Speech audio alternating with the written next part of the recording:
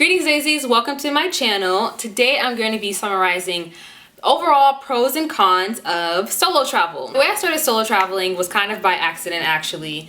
I was studying abroad in 2016 and I really wanted to go to Barcelona for forever. Like Barcelona was like the place, really because of watching Cheetah Girls, and I just knew I had to get there. It looked so fun and they're having so fun just singing down the streets, so I really couldn't wait to go to Barcelona.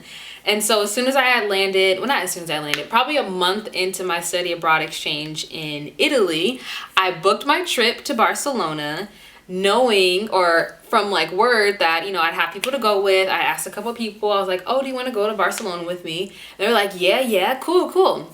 Lo and behold, they didn't actually book their tickets, or it's like, oh, I don't have enough money, I can't actually go. And so I had already booked my ticket and you can't cancel it. And so I'm like, if I don't go this weekend, when am I gonna go? Like if I don't go when I already planned, it was like November. I had 1 month left of my study abroad exchange. And so I didn't cancel it, y'all. People were like, oh, it's gonna be so scary. I got my phone stolen. So-and-so got their phone stolen, blah, blah, blah. But I was like, I'm not about to miss out on my dream of going to Barcelona. And I went and I literally had the time of my life. Like it literally changed my life. Like I remember staring out, where was I at? I think I was at one of the viewing decks. I forgot, it was like, I don't know. It was one of the viewing decks where I could see the whole city.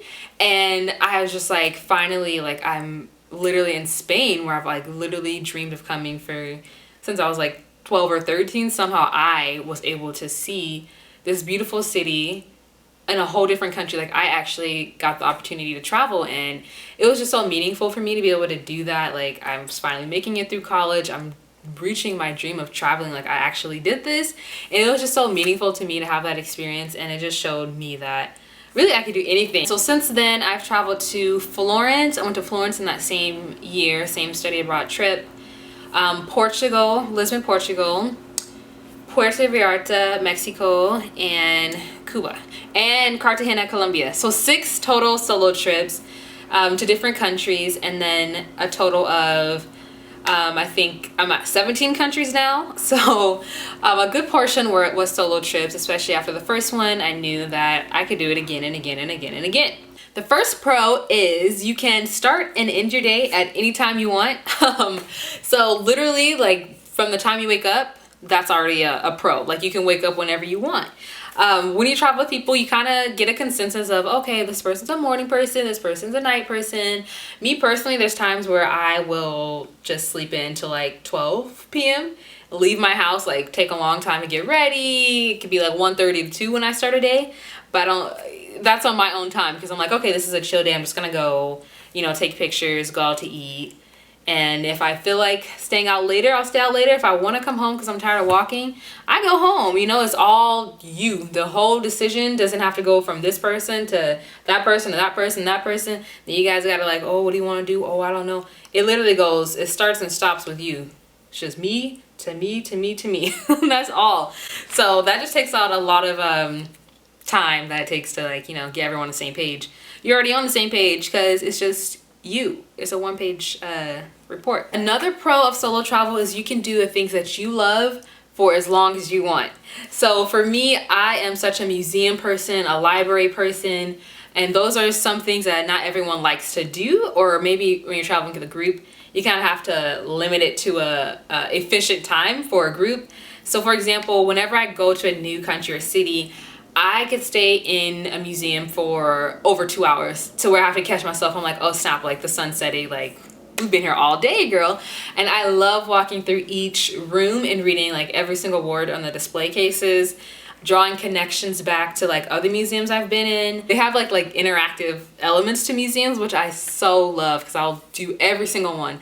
My next pro is really more of like an introspective piece of really getting to know yourself and not being afraid to have fun by yourself. Learning how to enjoy your own company. So I know like it can be weird at first, like, am I gonna have fun being by myself? Like, what?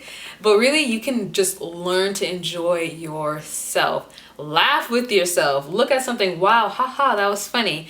Talk with yourself, you know, like journal, reflect, and really just come to a point where you're comfortable being alone and knowing that that doesn't necessarily mean that you're lonely.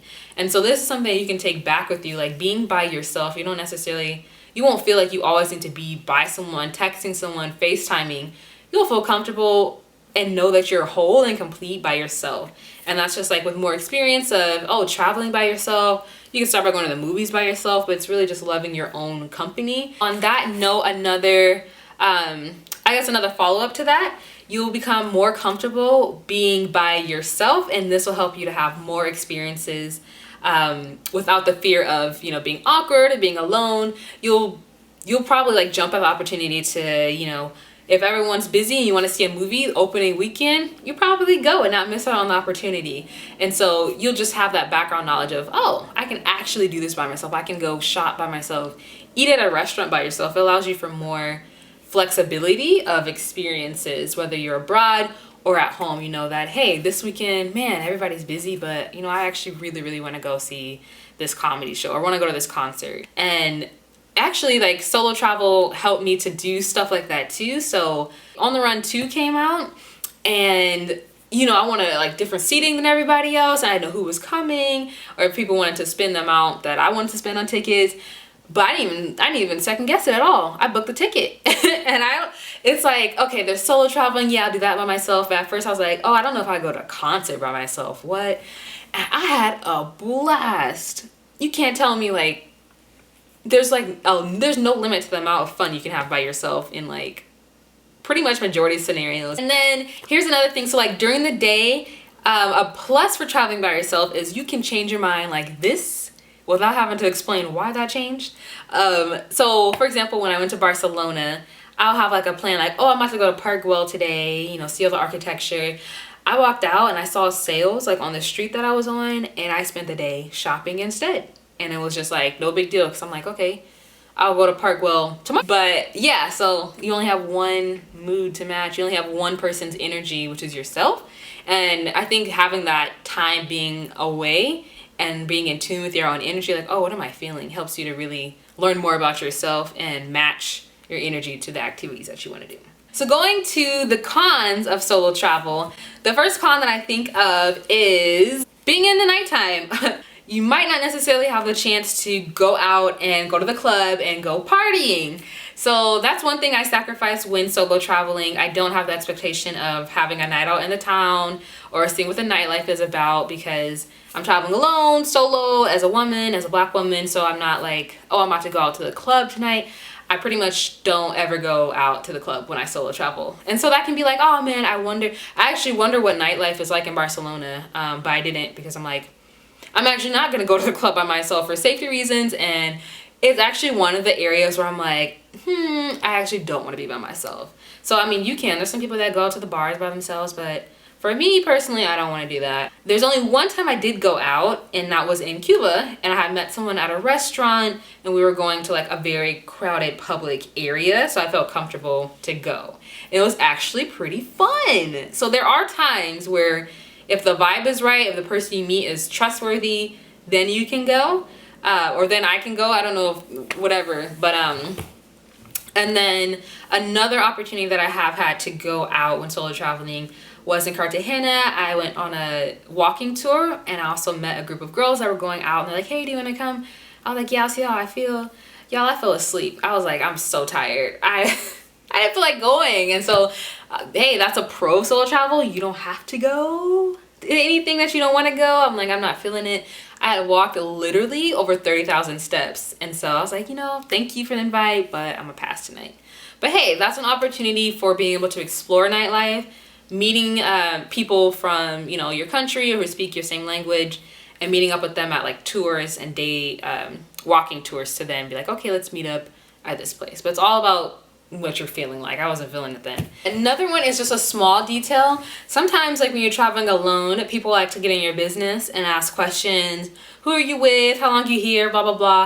And that can be so annoying and seem so invasive when you're traveling alone. And so you have to go around and like, or you have to figure out your persona when you're traveling. Just like think quick on your feet. If people are asking like, oh, are you with your friends? Blah, blah, blah. Like now you gotta make something up. Like, I am Ashley from Pennsylvania, and yeah, you know, my cousins are coming soon. And it could just be annoying, like, man, if I was with a group, I'd probably get less questions. And I just don't like people asking me questions when I'm traveling, because it's like, why do you want to know? Are you trying to see if I'm more vulnerable because I'm traveling myself? So I do make up, you know, my own thing to say, because you don't need to know. You don't need to know where I'm staying. So it just comes to some things you have to be a lot more alert and cognizant of, like, this person asking too many questions, let me not give out too many answers. And don't feel like you have to tell people exactly who you're with, what your actual name is, who you're staying with. Like, you don't owe anyone your actual whole backstory. So you gotta make up a new one, which can be like, you know, it happens occasionally. Honestly, I've been safe all the times, but make sure that you don't, you know, give up all of your actual information.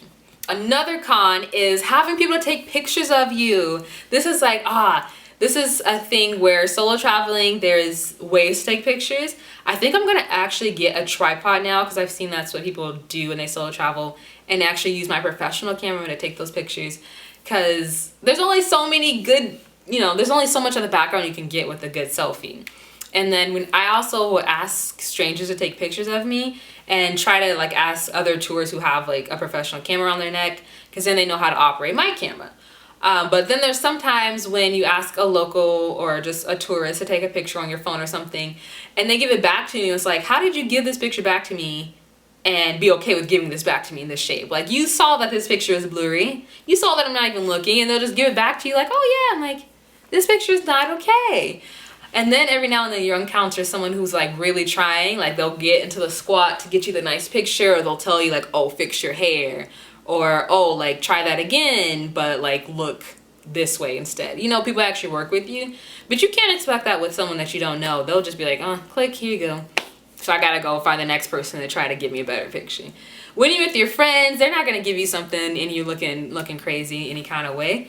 You'll have more time to make sure that they give you the right shot, and they'll really actually want to give you something that you like. The last con with traveling solo is you don't necessarily get the discounts that you would get if you're traveling with a group for group tours. There's like discounts when you travel with like 3 or more people, or 2 or more people, or just a big group in general. You might get a percentage off for group tours, because it's cheaper to take, or the company makes more money when they're taking more people versus transporting one person. There's also a time when I was trying to book a tour, I think in Cartagena. That's my most recent trip, and they had to like wait for more people to book the tour in order for it to be confirmed. They don't want to take just one person up to the mud volcano. You have to wait till more people are there. So that can be a little logistical thing. With that, I just like, okay, like this person can't confirm, you know, in a reasonable amount of time, which is understandable because they need more people. I went to a different booking company. It had more people already, and so I just booked that way. But that's one thing that you might run into as far as like, oh man, if I had like 5 other people, or you know, solo travelers can be a little difficult to coordinate. But you just find a different company. You know, other companies will love to have your money, so there will not be a shortage of opportunities to spend money on group tours. That pretty much summarizes all of my pros and cons. If there's some that you've experienced, drop them below. But overall, I think the pros outweigh the cons. The cons are like things you can just find a solution for, but you won't be able to find a solution for never actually having the experience to begin with. So if you have the opportunity, step out on faith and see what it's all about. If you've even been wondering just a second what it's like to solo travel, you'll never know the outcome until you try. And with that, take it step by step and day by day.